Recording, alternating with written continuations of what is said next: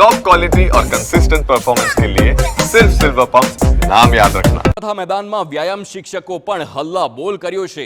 વ્યાયામ વીરોની કાયમી ભરતી કરવા માંગ કરવામાં આવી છે।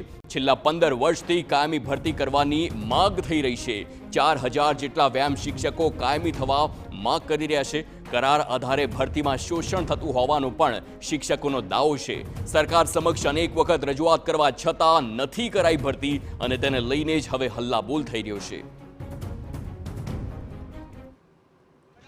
ગુજરાતની અંદર કન્ટિન્યુ 14 વર્ષથી આ ભરતી જ બંધ કરી દીધી અને સતત રજૂઆત કરવાના કારણે આ એક કરારવાળી ભરતી લાવ્યા ખેલ સહાયક અને એની અંદર કન્ટિન્યુ શોષણ જ થાય છે, બીજું કોઈ વસ્તુ છે નહીં।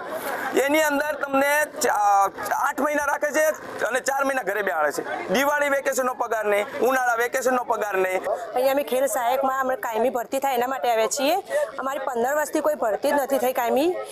આજ જો અમારી કાયમી ભરતી નહીં થાય તો અમે ગાંધીનગર છોડવાના જ નથી। અમને ઢોરની જેમ રખડતા કરે છે। શું સમજે છે બધા? અમારી કોઈ વેલ્યુ જ નથી। કેટલા સમયથી તમે માંગ કરી રહ્યા છો?